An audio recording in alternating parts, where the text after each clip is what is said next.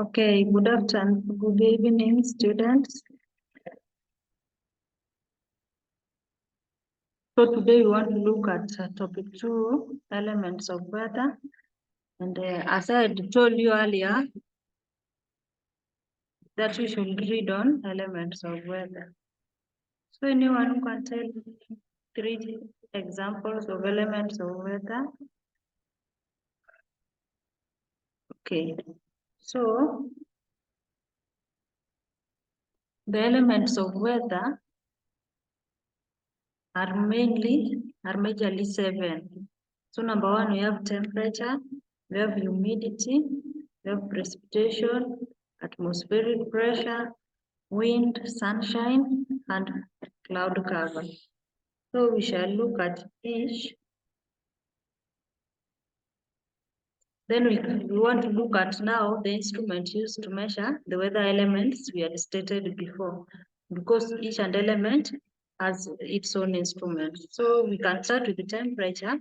Temperature is measured using a thermometer. And we have 3 types of thermometer. We have minimum thermometer, maximum thermometer, and the other one you shall go and find by yourself. Then number 2, we have rainfall. So rainfall is measured using a rain gauge. Then number 3, we have air pressure. Air pressure is measured using a barometer. Then number 4, we have sunshine, duration and intensity, which is measured using sunshine recorder. Then we have also wind direction, which is measured using an instrument known as wind vane.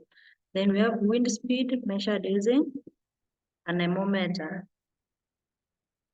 Then we also have evaporation rates and amounts, which is measured with an evaporimeter. So the work I want to give you today is that go and draw each and every instrument we have mentioned.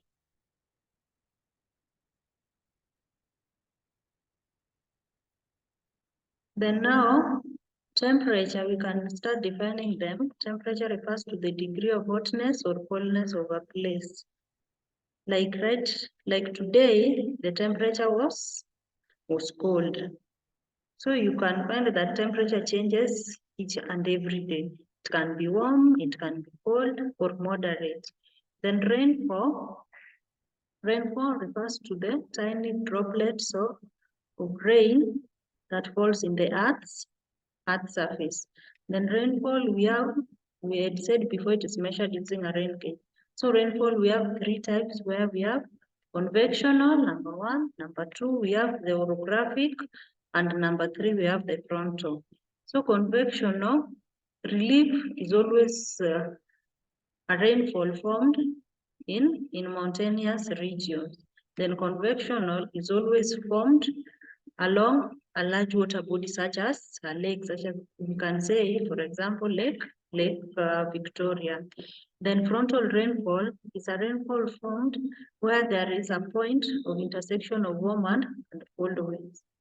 Then we can say that factors affecting rainfall can say wind and air masses, whereby cold winds leads to a drizzle,